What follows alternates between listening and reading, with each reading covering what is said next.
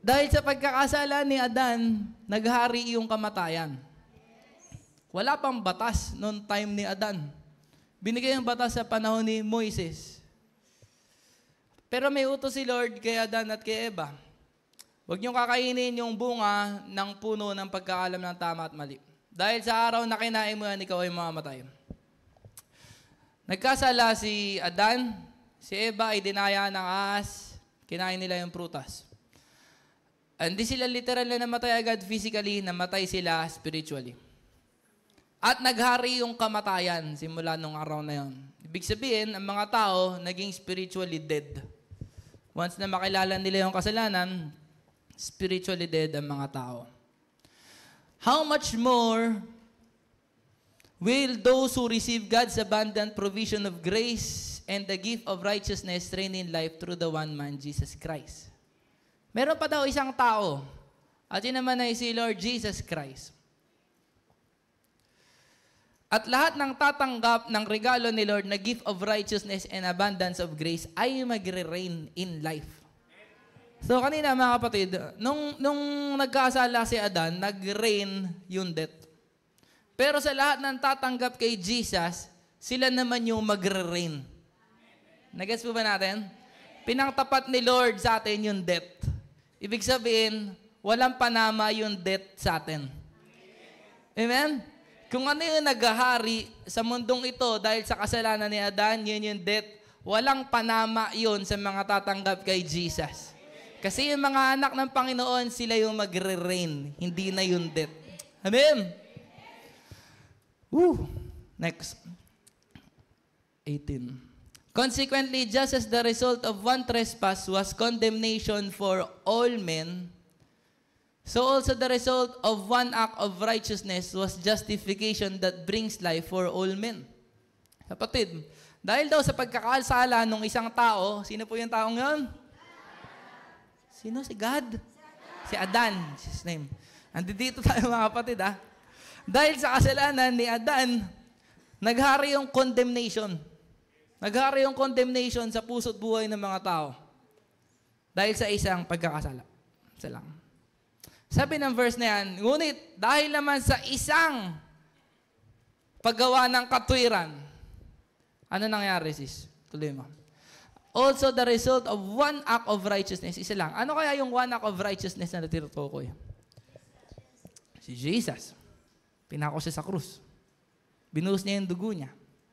Ang sumunod daw doon ay justification that brings life for all men. Amen. Grabe, tapatan lang ng isa. Isang gawa. Isang pagkakasala ni Adan, naghari yung condemnation. Isang ginawa ni Jesus doon sa krus, naghari yung justification, naghari yung buhay sa mga tao. Amen. 19. For just as through the disobedience of the one man, si Adan yan, sa kanyang pagsuway, the many were made sinners. Maraming naging makasalanan. So also through the obedience of the one man, the many will be made righteous. Dahil sa isang pagsuway ni Adan, maraming naging makasalanan. Pero dahil naman sa isang pagsunod ni Jesus, marami ang naging righteous. Sumunod ba si Jesus? Bakit sinasabi ng mga verses na yan na man si Jesus? Di ba God si Jesus? Ba't sinasabi na because of the one man, Jesus Christ? Kasi si Lord Jesus ay Diyos na nagkatawang tao. At totoong sumunod siya. Sabi ng Philippians 2 verse 5, your attitude should be the same as that of Christ Jesus, who being in very nature God, did not consider equality with God something to be grasped, but made Himself nothing. Si Lord Jesus ay Diyos. Ginawa niyang nothing ang kanyang sarili. Hello, being made in human likeness, taking the very nature of a servant, being made in human likeness, being found in appearance as a man, He humbled Himself and became obedient to death, even death on a cross. Nagpakumbaba si Lord Jesus. Nagkatawang tao siya. At naging siyang masunurin. Hanggang dun sa krus, naging siyang masunurin.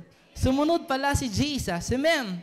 At dahil sa pagsunod ni Jesus, ikaw at ako ay naging righteous. Hindi ba magandang balita yun? Adam's disobedience brought condemnation and death. Jesus' obedience brought righteousness. Mahalaga po ba yung righteousness?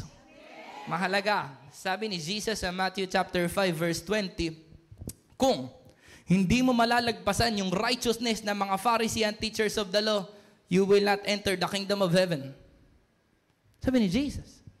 Pag hindi mo nalagpasan yung righteousness ng mga Pharisee at mga teachers of the law, hindi ka papasok na langit. Mahalaga po ba yung righteousness? Ngayon mga kapatid, sa isipin, mahirap yan, brada. Lalagpasan yung righteousness ng Pharisee at teachers of the law. Alam mo ba kapatid, yung mga Pharisee, sobrang religious nila. Sobrang hanggang sa pinakamaliit na detalye ng kautusan, susundin nila yun.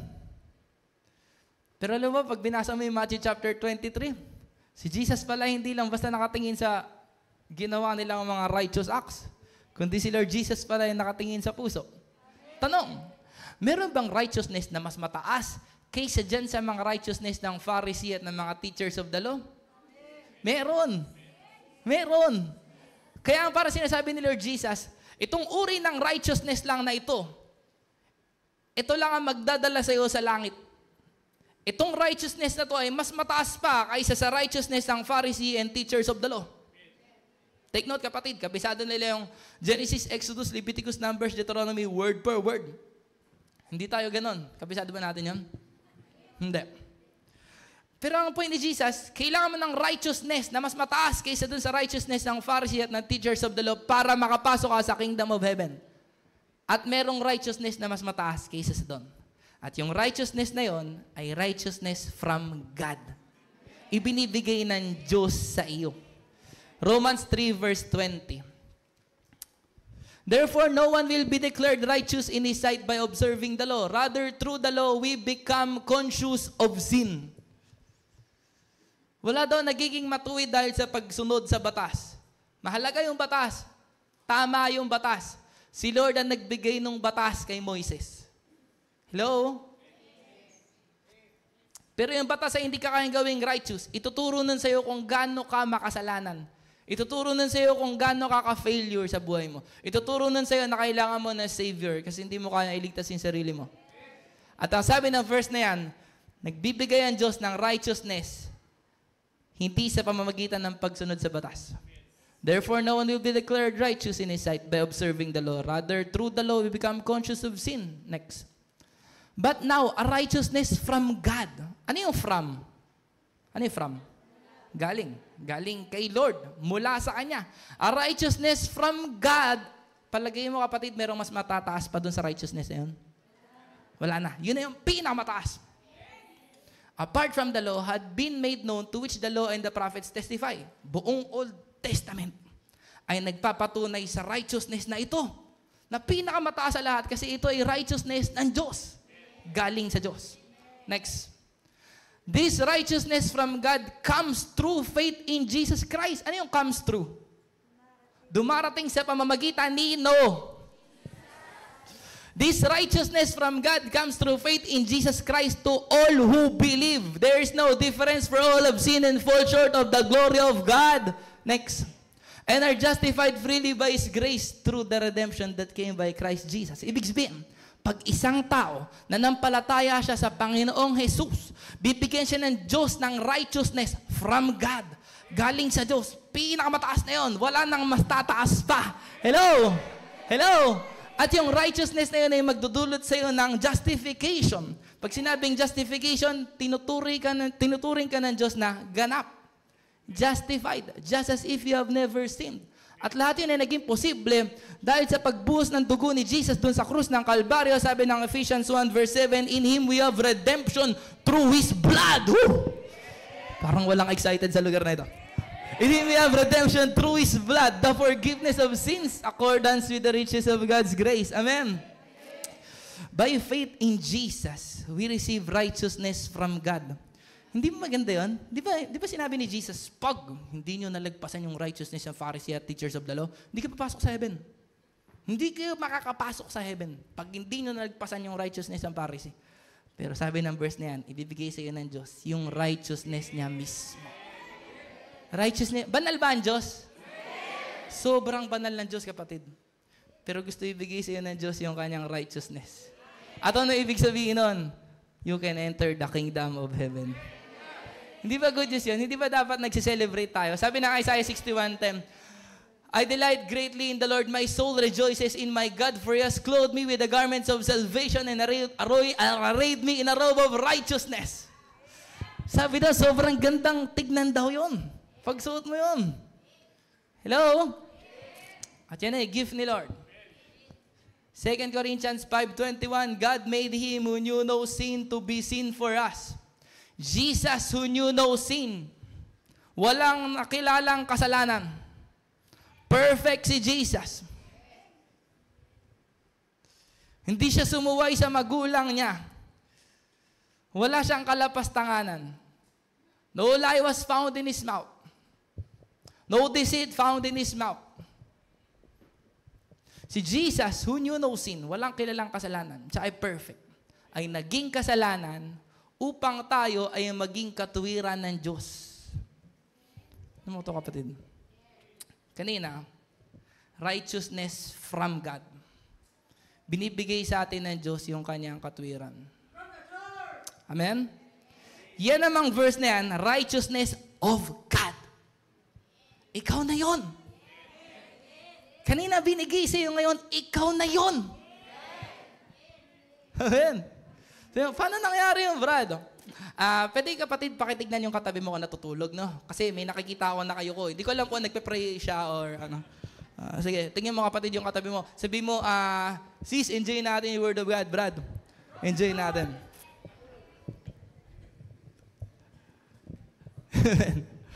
Paano nangyari na tayo na makasalanan? Totoo naman, dyan agree lahat, kahit Muslim agree dyan, kahit Katoliko, Mormon, saksi, dating daan, lahat agree dyan, mag-share ka ng gospel, lahat ay makasalanan. Oo, totoo yan, Brad, totoo talaga yan, agree ako dyan. Lahat sila agree dyan. Pero pag binanggit mo na yung tungkol kay Jesus, iba na yan. Yan paano magiging tayong righteous? Makasalanan tayo sa natural. Sabi ng Bible, dahil sa ginawa ni Jesus na isang obedience, isang act of righteousness, itinuring kang matuwid. Ibig sabihin, hindi ito dahil sa sumunod ka, hindi dahil sa nagpakabait ka, hindi dahil sa nagsimba ka ng 1,000 beses sa loob ng isang taon. Tindi yun. Sunday AM, Sunday PM, Thursday yun. Grabe yun. On fire yun. Pero alam mo kapatid, hindi tayo nagiging righteous dahil doon.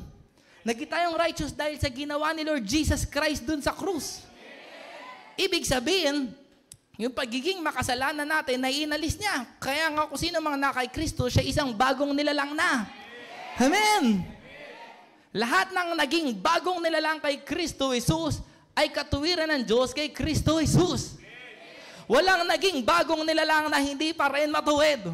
Lahat ng naging bagong nilalang ay naging righteousness of God. Amen? So ikaw at ako yun. Ngayon, how are we going to live? Paano tayo mabubuhay? Romans 1:17. For in the gospel, a righteousness from God is revealed. A righteousness that is by faith, from first to last. Just as it is written, the righteous will live by faith. Paano daw tayo dapat mabubuhay? The righteous will live by faith. Ngayon kapatid, pag tinanong ka, ikaw ba ay righteous? Siyempre, tatakbo sa utak mo, no? Ay, hindi. Kasi nagkasala ako, nagkamali ako. Hindi ako righteous. Mali ka, Brad. Sabi na 2 Corinthians 5:21, God made Him who knew no sin to be sin for us, that we might become the righteousness of God. Nagsisinungaling po ba ang Diyos? Hindi. Ngayon, magtatanong po ako, sino po dito ang righteous dahil kay Jesus? Sabi dyan, the righteous will live by faith. Amen? The righteous will fight the good fight of faith. Ang faith kasi ay isang battle. Isang gera ang buhay na to. Amen? Sabi ni Apostol Pablo kay Timothy, fight the good fight of faith. Sa dulo ng buhay ni Apostol Pablo, sabi niya sa 2 Timothy 4 verse 7, I have fought the good fight.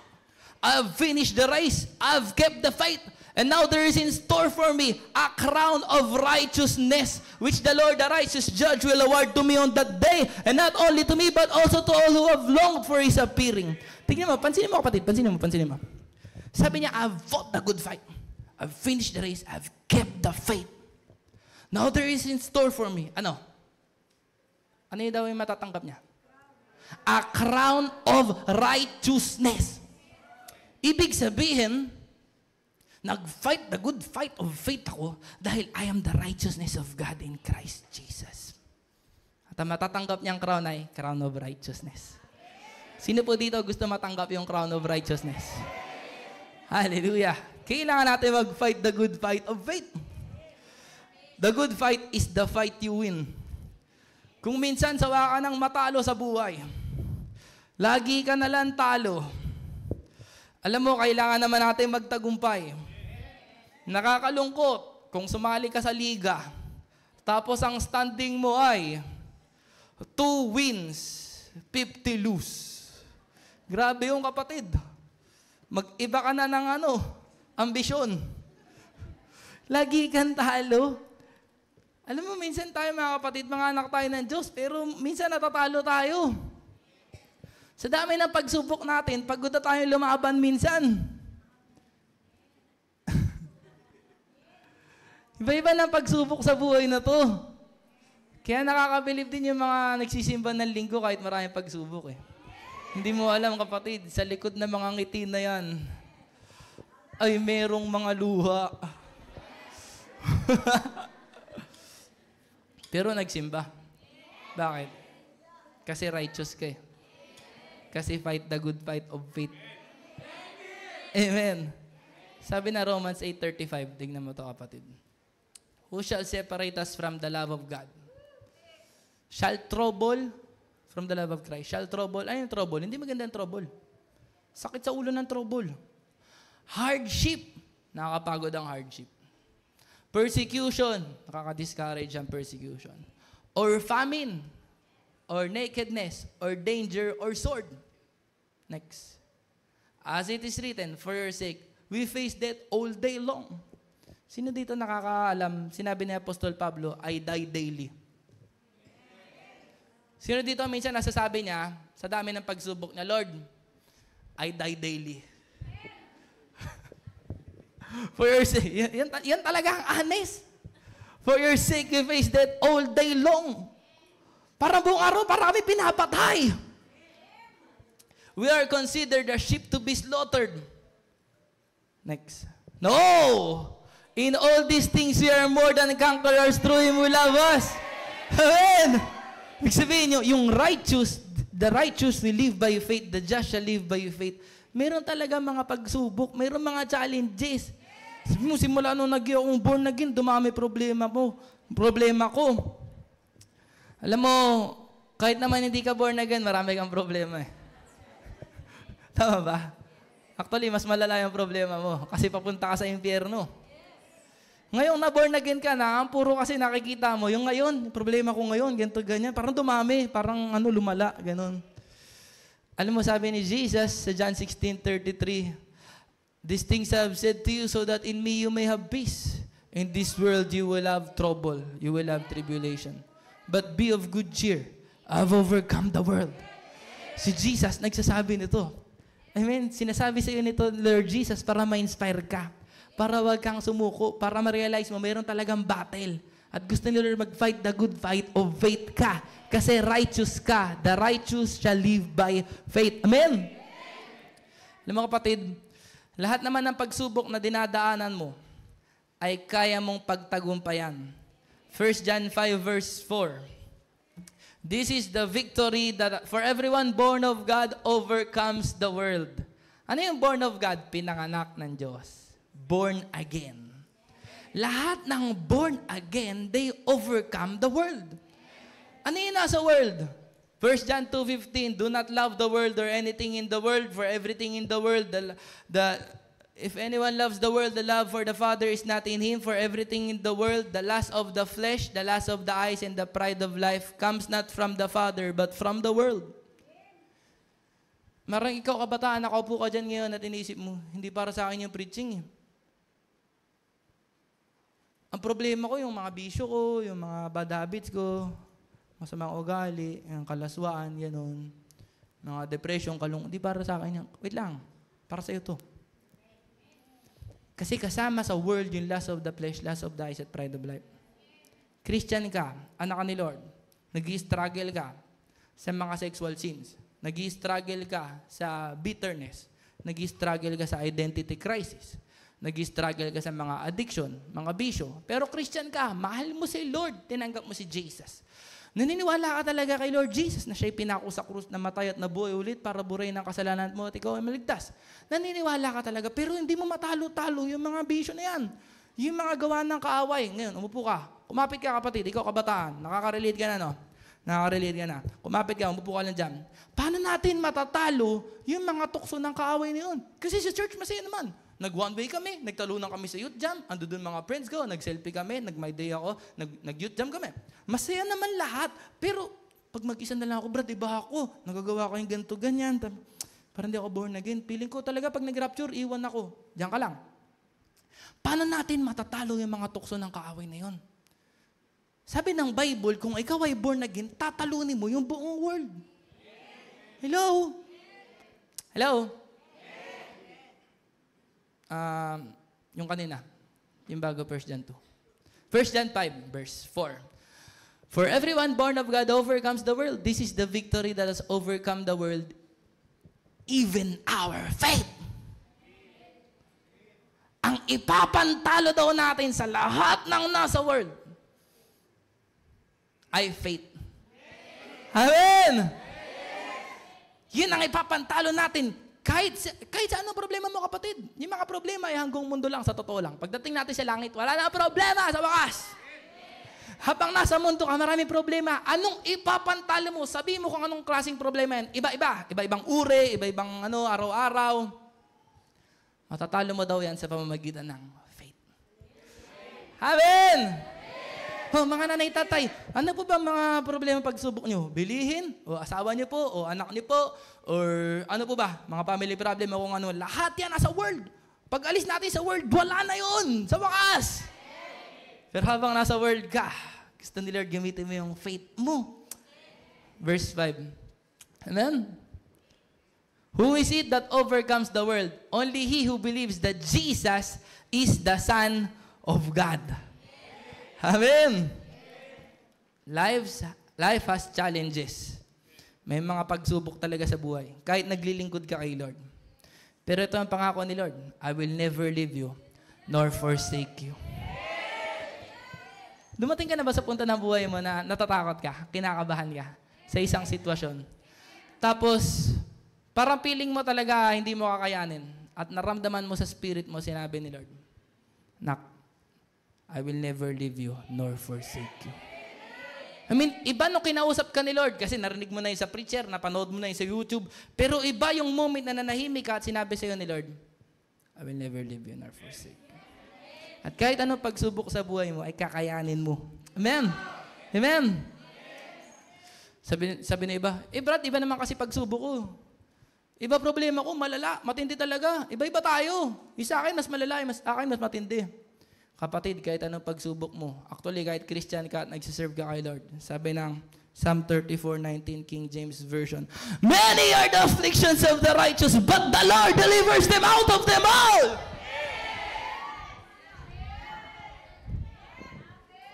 Many. Ano many? Madami. Sino po dito, anak ng Diyos na nakaupo dyan, na nakaka-relate sa many talaga, Brad, many. Lord, many are the afflictions of the righteous, but the Lord delivers him out of them all. Tignan mo, kapatid. Ang iniisip lang natin pag sinabing tayo ay righteous dahil kay Lord, usually ang naisip lang natin, pinatawad ako. Papunta ako sa langit. Pero hindi natin naisip, ang dami palang benefits na pagiging righteous ni Lord. Righteous natin sa harapan ni Lord. Ano, benefits dyan, Brad? Yung afflictions? Many afflictions, yung mga benefits nun. Ibig sabihin ng verse na yan, kahit gaano karami yung pagsubok mo, aalisin ka ni Lord doon. Sabi ng Psalm 34 verse 17, the righteous cry out and the Lord hears them. He delivers them from all their troubles. Ano yung cry? Umiyak. Umiyak ka minsan, no? Okay lang yun. Yung ba sa atin, nahihiya pa eh. Pag umiyak, parang bata. Di ba nung bata tayo?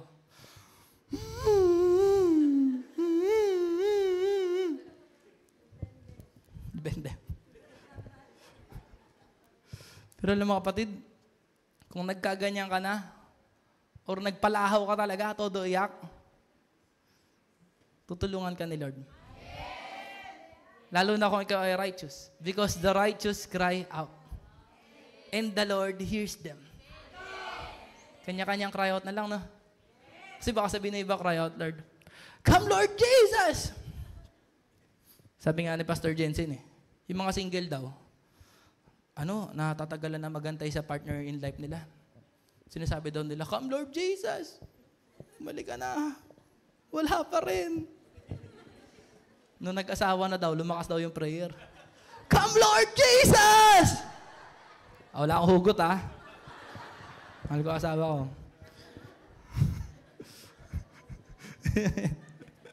Gamahala kami, kaya nga siya mukhang bata Okay. The righteous cry out and the Lord hears them. He delivers them from all their troubles. Tignan mo kapatid, ang benefits ng pagiging righteous. Sabi na Psalm chapter 1, for the Lord watches over the way of the righteous, but the way of the wicked will perish. Ano yung watches? Pinapanood niya. Sabi na Psalm 34:15, the eyes of the Lord are on the righteous, and His ears are attentive to their cry. Amen! Grabe. Alam mo kapatid, kahit marami pagsubok, ina-expect ni Lord na mag-walk by faith ka. Ibig sabihin ng walking by faith, sabi na Hebrews 11 verse 1, faith is the substance of things hoped for. Lahat tayo, mayroong mga inaasam-asam dito. Maaring pangarap mo, magsimba yung magulang mo. Or pangarap mo, makagraduate ka. Or pangarap mo talaga, matapos na to mga utang na to. Or, kung ano naman pangarap mo, gumaling sa ganito, ganyan. Meron kang mga inaantay kay Lord. Sabi ng 2 Corinthians 5:7, we live by faith, not by sight.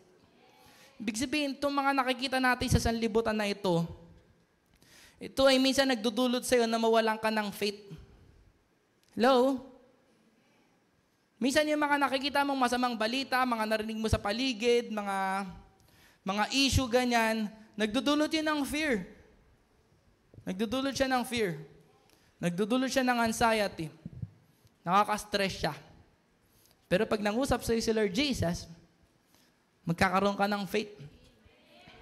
Kasi faith comes by hearing and hearing by the Word of God. Amen? So, maaaring sa natural. Sabi mo, ako ay righteous. Ako ay nagta-tithes. Ako ay nag-worship kay Lord. Pero bakit walang laman yung rep namin? Puro tubig lang. Bakit? Madalas akong maoras de peligro. Oras-oras yata, oras de peligro ako. Araw-araw yata, paubos na talagang, sabi nga nila, yung sahod ko parang sibuyas pag hinihiwa ko, naluluha ako, di ba? Ganun. Pero righteous ako. Pero, ba't ganito ako? Alam mo, ano man pinagdadaanan mo, gusto ni Lord manampalataya ka pa rin sa Kanya. Huwag ka mawalan ng loob. Sabi ng Psalm 27, I would have lost heart unless I have believed that I would see the goodness of the Lord in the land of the living. Muntik na akong mawalan ng puso. Muntik na talaga, walang-wala na ako. Hanggat, nung naniwala ako, I will see the goodness of the Lord in the land of the living. Sabi na 2 Corinthians 4:16, therefore we do not lose heart. Though outwardly we are wasting away, yet inwardly we are being renewed day by day. For our light and momentary troubles are achieving for us an eternal glory that far outweighs them all. So we fix our eyes not on what is seen, but on what is unseen. For what is seen is temporary, but what is unseen is eternal. Sabi ng King James Version, things that are seen are subject to change. Subject to change. Ano nakikita mo sa ngayon?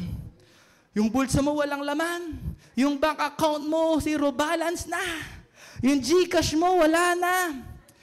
Hindi ka makalakad, hindi ka makatayo, hindi ka makataas ng kamay. Hindi mo mabili yung McDo o yung Jollibee. Alam mo, minsan mga problema natin, lilit lang pala. Kumpara kay Apostol Pablo. Sabi ni Apostol Pablo, minsan pinagbabato ako Minsan pinagpapalo ako ng pamalo 3 times. Hindi, 1, 2, 3, hindi. 3 iba-ibang pagkakataon, pinagpapalo ako na maraming beses.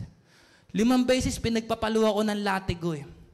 Talo niya si Alexander the Great. Sugat-sugat daw katawan ni Alexander the Great. Mas matindi si Apostol Pablo. Mas warrior to. 5 times, pinagpapalo ng 39 times ng latigo. Sabi ni Apostol Pablo, minsan na shipwreck ako. Marami siyang pinagdaanan. Ang sabi niya sa dulo ng buhay niya, I've fought the good fight. I've finished the race. I've kept the faith. Minsan pinagdadaanan lang natin, nalulungkot tayo kasi, absent na naman si sa cell group ko. Ayoko na, Lord, kunin mo na ako, patayin mo na ako. Hindi ko mabili-bili yung paborito kong kung ano man. No. Nako, yari tayo. Hindi ko mabili yung paborito kong Hindi mo na ako sisimba. Yun yung mga pagsubok natin. Hello? Hello? Walang pambili ng bigas. Ano ba yan? Wala pang gasol ngayon. Oh, Diyos kong buhay ito. Ito mo kapatid. Yung mga pinoproblema natin, ang liit lang kumpara kay Apostol Pablo. Hello? At sabi ni Apostol Pablo, sa totoo lang, dapat wag kang umurong. The just shall live by faith. 2 Corinthians 4:6. Hebrews 10:35. Therefore, do not throw away your confidence. It will be richly rewarded. Huwag mong itapon yung lakas ng loob mo. I-reward ka ni Lord. Hindi, Hebrews 10:35. So do not throw away your confidence. It will be richly rewarded. Next. You need to persevere so that when you have done the will of God, you will receive what He has promised. Minsan, Lord, ginagawa ko naman yung will mo. Nagsisimba ako, Lord. Nagpe-pray ako. Tatights nga ako, Lord. Good. Sabi ng verse, you need to persevere. Ibig sabihin ng persevere, huwag kang sumuko. Porque nagawa mo na yung pinapagawa ni Lord, huwag ka pa rin sumuko kahit parang walang resulta. So that when you have done the will of God, you will receive what He has promised. Next. For in just a very little while, ano yung little while? Mabilis na, unti na lang. He who is coming will come and will not delay. Sino yun? Si Jesus. Darating na siya. Hindi siya magpapatagal. Sino dito gusto nang mapunta sa langit ngayon? Yung iba, yung mga magpapakasal, parang, no, amen. Wag muna ngayon, Lord Jesus. Do not come, Lord Jesus. Yung iba naman mga puno ng problema, talagang, now na, Lord. Sabi ng Bible, He who is coming will come and will not delay. Hello? Babalik na siya. Next. But my righteous one will live by faith, and if he shrinks back, I will not be pleased with him. Next. But we are not of those who shrink back and are destroyed, but of those who believe and are saved. Hindi tayo paurong, tayong umaabante.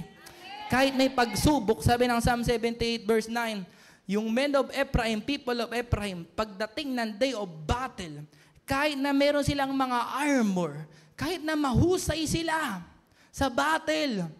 Next. They did not keep God's covenant and refused to live by His law. Umurong sila sa day of battle.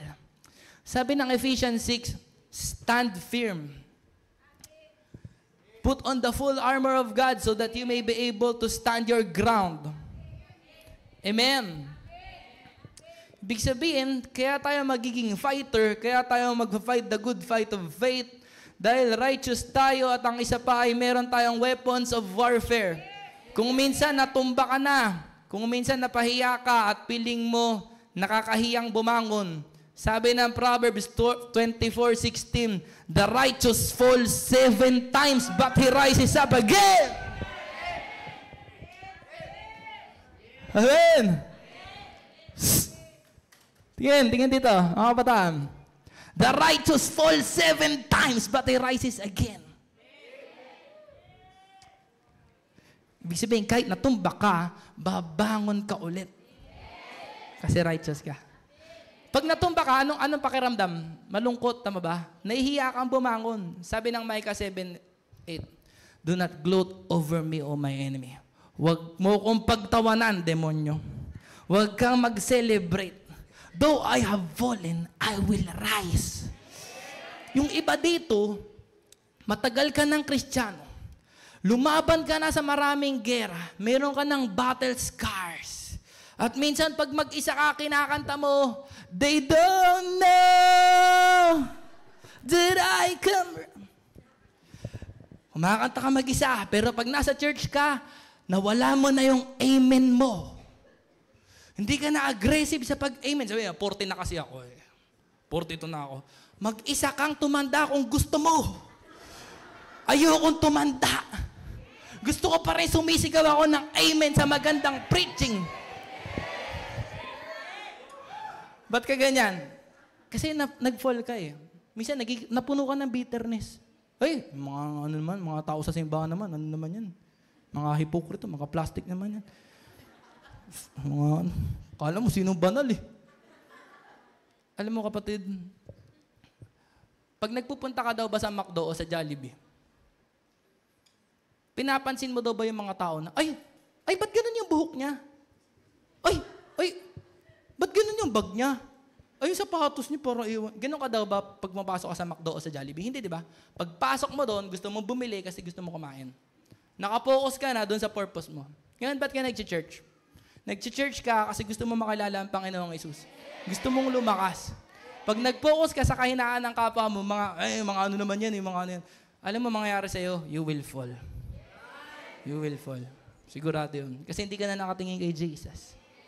So, ba't feeling mo parang ikaw ay fallen? Kasi yung mga pagsubok mo sa bahay, dinadala mo sa church. Tama yan, dali mo sa church. Pero ibigay mo kay Lord. Kaya minsan hindi ka maka-worship kasi ina-analyze mo, paano ba masasolve yung problema ko? Yung sakit, yung utang ko, yung cell group member ko na sobrang bait talaga, yung anak ko, mabait, ganun. Paano ko ba ito isasolve? Alam mo, itigil mo yan. Itigil mo yan. Kasi mananatili kang fallen kapag kaganyan ka. Saan ka nag-fall? Nag-fall po ba? Alam ko nag-fall. Nag-fall sa kasalanan, sa immorality, ganun. Hindi lang. Kapag puno ka ng doubt and unbelief, fallen ka. Pero sabi ng verse na yan, do not gloat over me, O my enemy. Huwag mo akong pagtawanan. Though I have fallen, I will rise. Though I sit in darkness, the Lord will be my light. Sunod dito, ang mga honest na mga Kristiyano nandadapa na, natumba na, at ngayon gusto niyang sabihin sa enemy, though I have fallen, I will rise. Ito gusto ko sa church eh. Pagpunta mo kasi sa church, tanggal lahat ng problema mo. Sa totoo lang eh. Ramdam mo nandito si Lord Jesus. At masasabi mo sa demonyo, sige, ibuhos mo lahat ng darts mo, batuhin mo ko lahat ng bomba mo, at pag lumipas lahat ng alikabok, ako saka si Jesus ay nakatayo pa rin.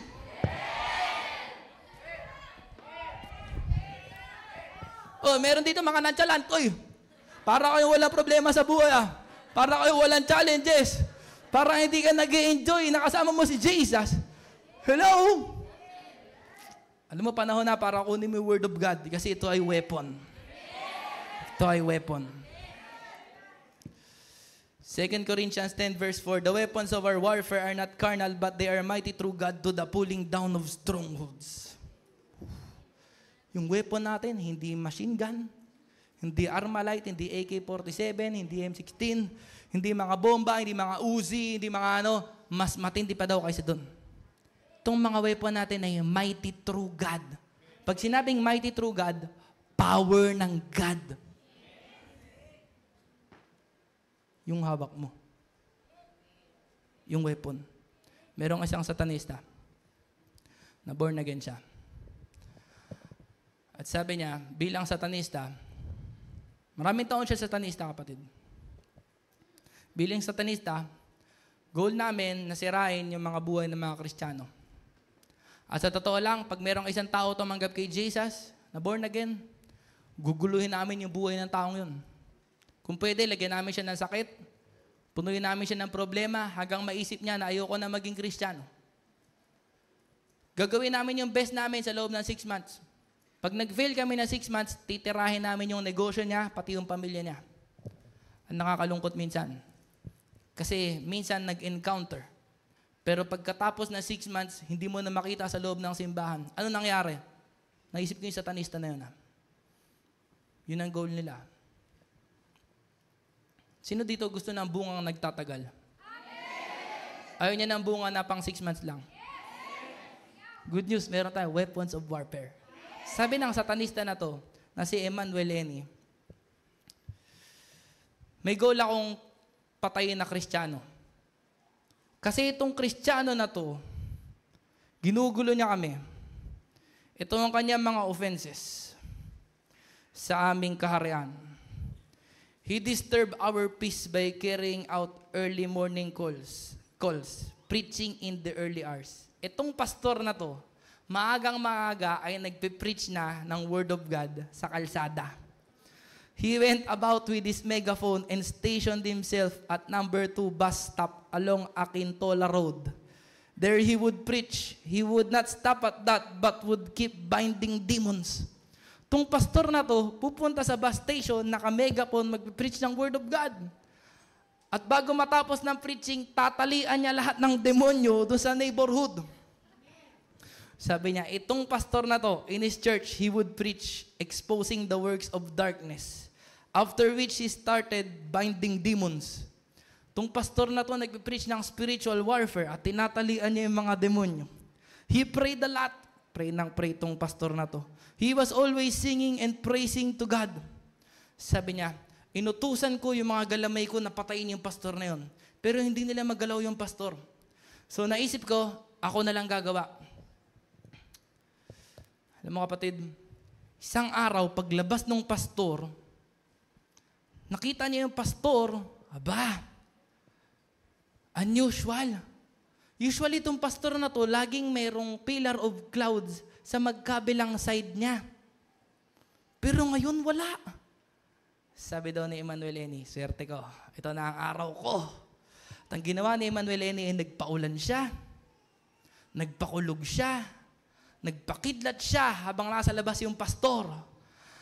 At biglang ginawa ng pastor habang naglalakad sa kalsada ay kumanta tungkol sa pangalan ni Jesus. At habang kumakanta yung pastor, walang alam yung pastor sa nangyayari sa spirit realm, may dumating na angel na nakadukot ng espada at tinabihan yung pastor. Tumigil yung ulan, tumigil yung kulog, tumigil yung kidlat. At sabi ni Emmanuel Eni, tumalsik ako. Napunta ako sa kabilang city. Walang alam yung pastor sa nangyayari sa spirit realm. Kumanta lang siya tungkol sa pangalan ni Jesus.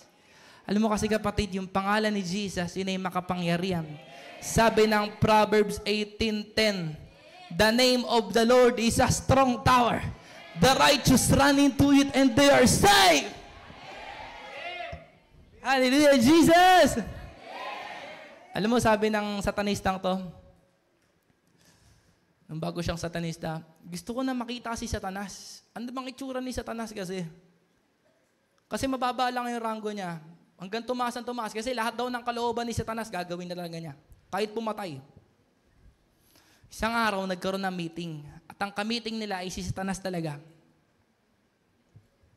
Documented to kapatid, hindi to invento. Pwede mo to yung research, si Emmanuel Eni. At sa meeting nila, sabi mismo ni Satanas, malapit na nating masakop ang buong mundo. At sabi nung isang bagong satanista na walang kaalam-alam, Panginoon! O bakit? Balita ko po, mayroon daw po tumalo sa inyo. Sino? At ang sabi daw nung bagong satanista na walang kaalam-alam, ang pangalan daw po ay Jesus Christ. Hindi to joke. Alam mo nangyari kay Satanas? Hindi natawa si Satanas. Bumagsak siya sa upuan niya. Hindi siya muntik bumagsak. Bumagsak siya sa upuan niya, lumagapak siya at bumangon siya at hindi siya natatawa. At sabi niya, huwag niyo na ulit babanggitin niyang pangalan na yan kung gusto niyo pang mabuhay. Hindi naman siguro si Satanas yung gumugulo sa buhay mo, no? Mga galamay lang ni Satanas, no? Anong meron tayo? The name of the Lord is a strong tower. The righteous run into it and they are saved. Amen! Takot yung demonyo sa pangalan ni Jesus. Alam mo, kapatid, ito sila Emmanuel Eni, no, satanista pa siya. Sabi niya, bihira lang ako umuwi dito sa earth. Lagi ako sa ilalim ng dagat. Sa ilalim ng dagat may city. Sabi niya, Doon ang mga mangkukulam, doon ang mga masasamang spirito, at meron dong mga factory. Gumagawa kami ng mga damit, mga pabango, ganito, ganyan, at binabasbasan yun ng mga mangkukulam at ibibenta, at kung sino man bumili nun ay magagayuman namin. Yun yung mga ginagawa nila. Sobrang sipag nila para kay Satanas. Pero alam mo sabi niya, kung alam lang talaga ng mga believer ni Jesus, na yung ranggo nila, yung posisyon nila ay mas mataas kaysa sa amin, lagi nila kaming tatalunin.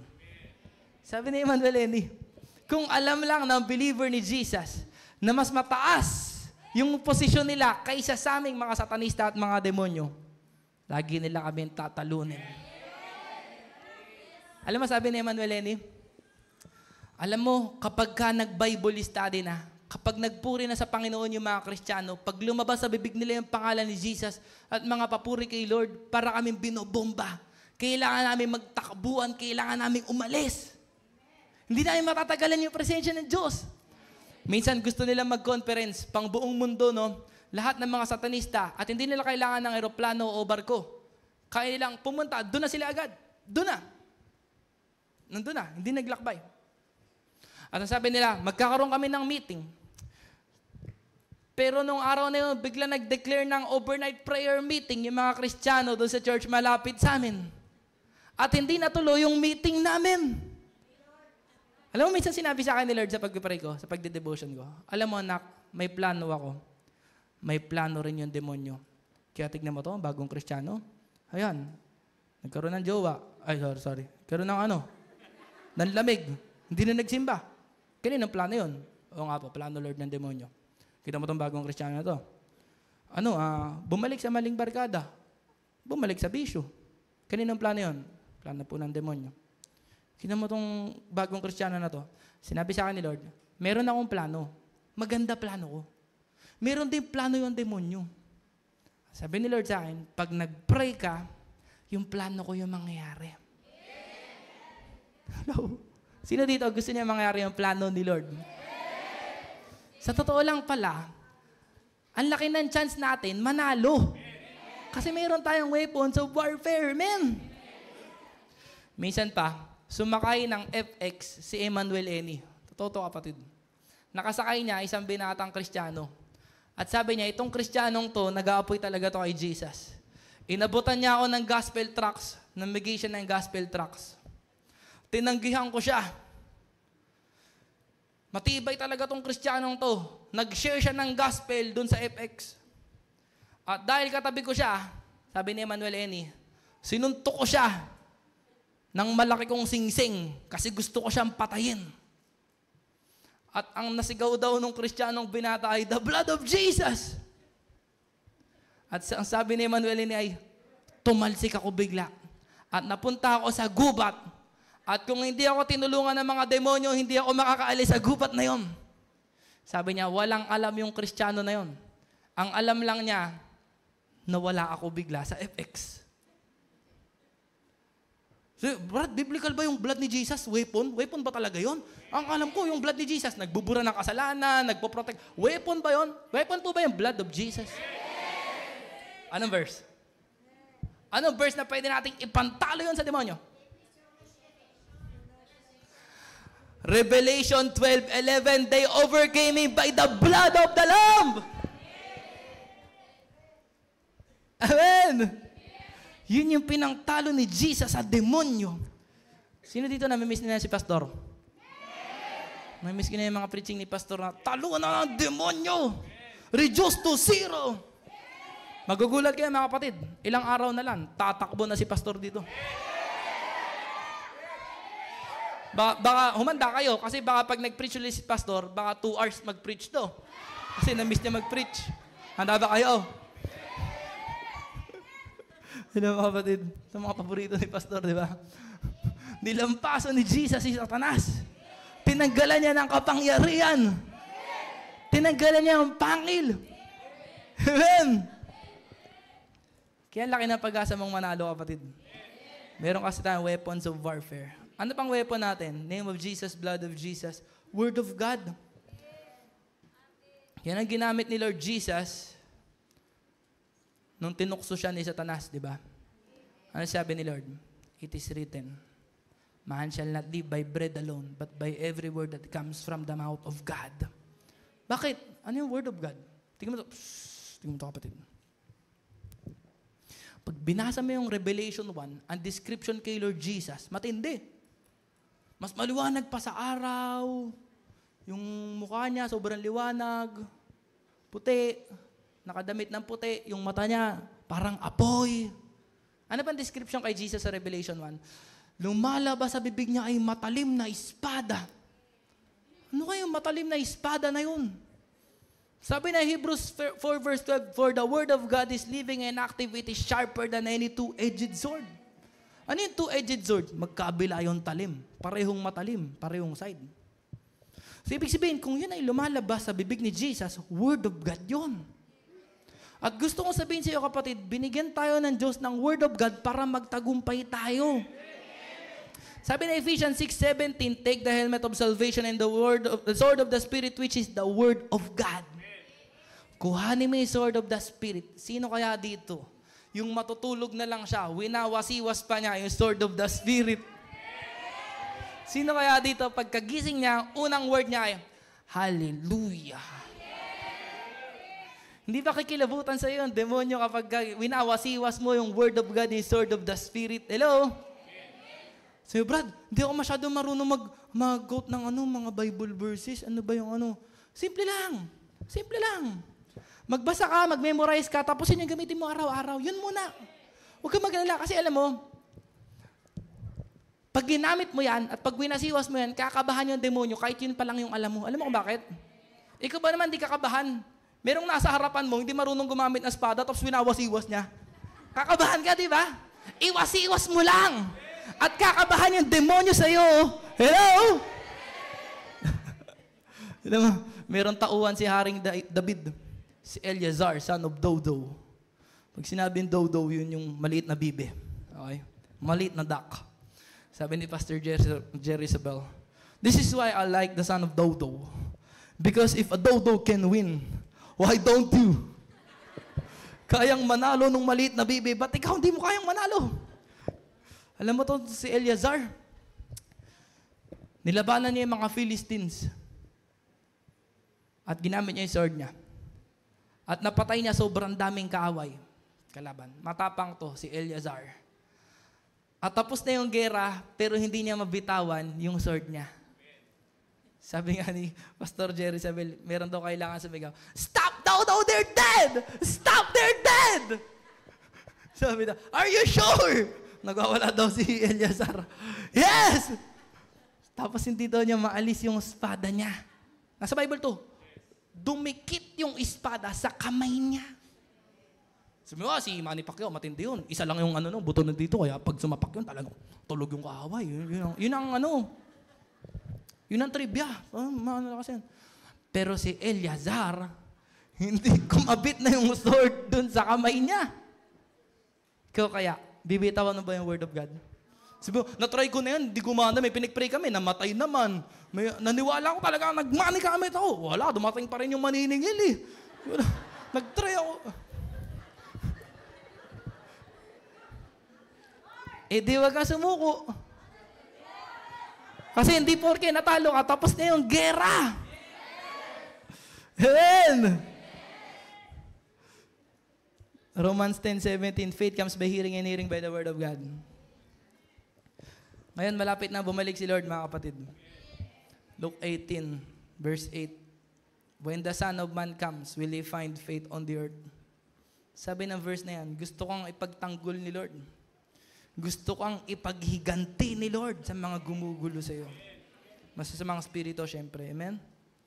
Pero sabi niya, pagbalik ko kaya, meron kaya ako makitang faith sa earth. The just shall live by faith. The righteous shall live by faith. Sabi mo nga, Brad eh.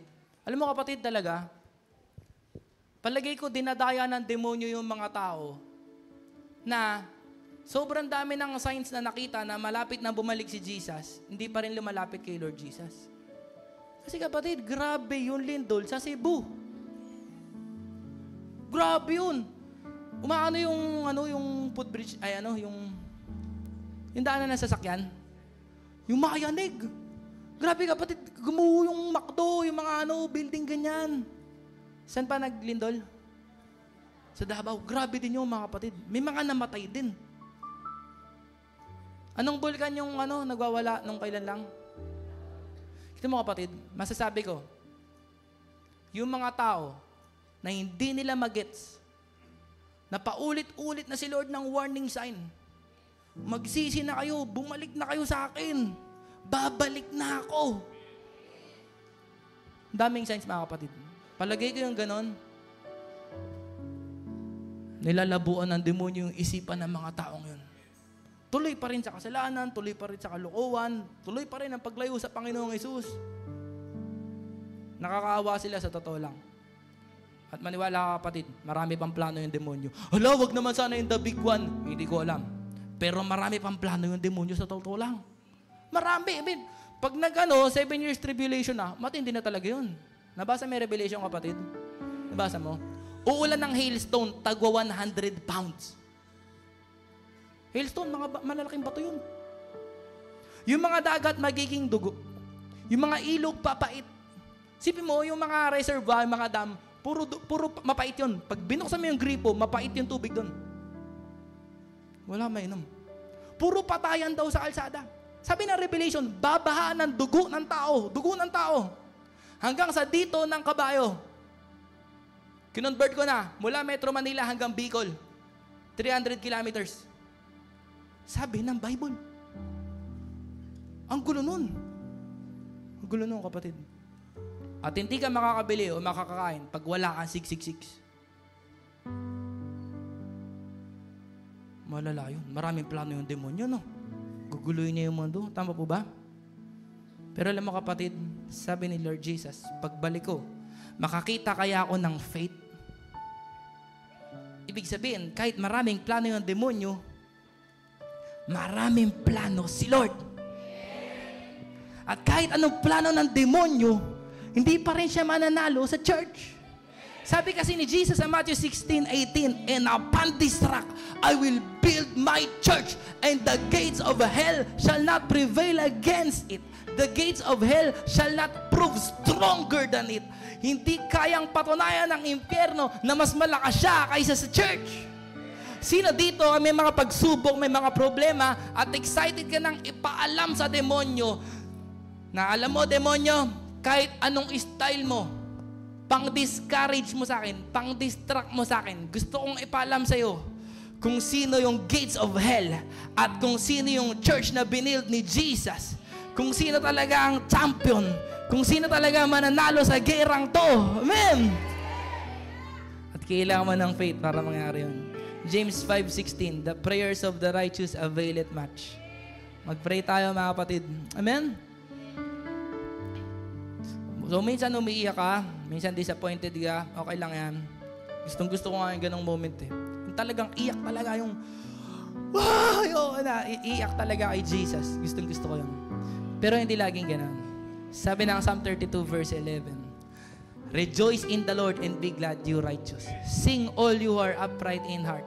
33 verse 1. Sing joyfully to the Lord, you righteous. It is fitting for the upright to praise Him. Magsaya ka sa Panginoon. Psalm 118 verse 15. Shouts of joy and victory resound in the tents of the righteous. Sabi, Brad, paano ako magkakaroon ng shouts of joy? Dami kong pagsubok, dami kong problema. Kahit marami kang pagsubok o problema, kailangan mong sumigaw ng shout of joy. Yung mga Israelite, sumigaw sila kahit buo pa yung walls of Jericho. Sumigaw sila kahit may walls pa. Sumigaw sila kahit hindi patalo yung kaaway. Eh, ikaw, tinalo na ni Jesus yung kaaway natin, hindi ka pa sumisigaw. Amen! Maniwala ako sa yung hindi ka sumisigaw. Narinig na kita, kasama mo yung mga katropa mo, lakas ng boses mo eh. Pero sa simbahan, Amen. Amen. Kailangan mo sumigaw. Kasi ang righteous, sumisigaw. Ba't walang nag-amen na kabataan dito? Parang ang mga righteous kasi sumisigaw. Anong sigaw? Ayoko na! Ganun ba yun? Shouts of joy! Anong dahilan natin about shouts of joy? Panalo si Jesus. Tinalo niya yung demonyo. May pagsubok ka man, tutulungan ka ni Lord. O kung abutan ka ng rapture, huwag ka mag-alala.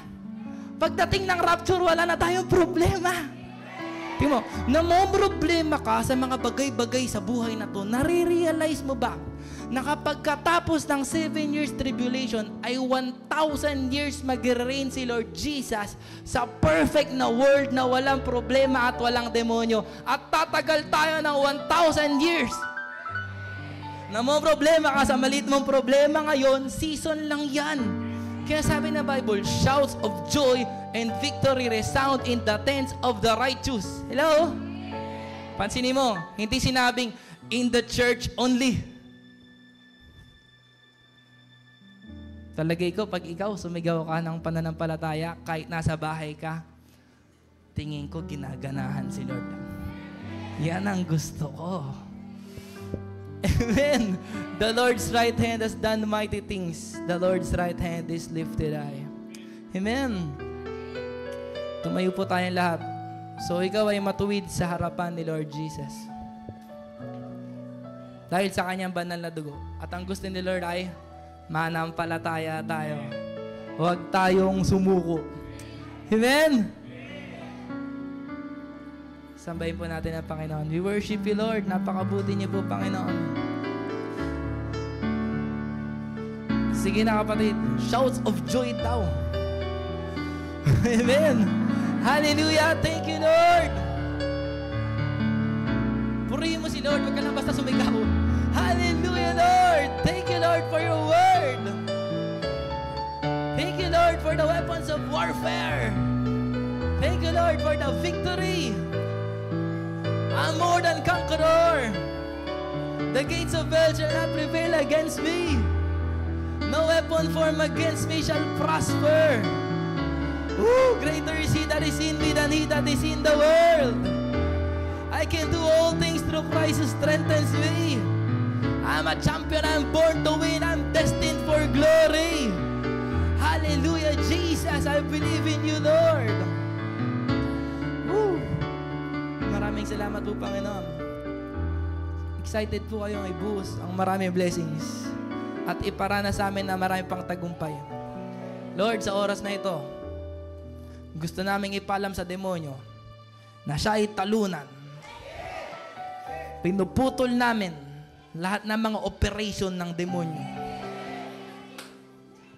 In the name of Jesus, lahat ng demonic assignments laban sa amin, sa kalusugan namin, sa pamilya namin, sa finances namin, sa cell group namin, sa negosyo namin, sa loob ng tahanan, lahat ng demonic assignments laban sa amin ay winawalang bisa namin, pinaparalyze namin. And simula ngayong araw, Lord, magtatagumpay naman kami. Laban sa mga tukso, laban sa kalungkutan, laban sa sakit, laban sa kagipitan, sa kahirapan, in Jesus' name. Salamat, Lord, sa inyong banal na dugo at sa Word of God, at sa name ni Lord Jesus at sa Holy Spirit. Napakabuti niyo po, Panginoon, O Lord. Nais po namin ibalik sa inyo lahat ng papuri, kaluwalhatian, karangalan at pagsamba, Lord. We worship you, Lord, in Jesus' name. Amen.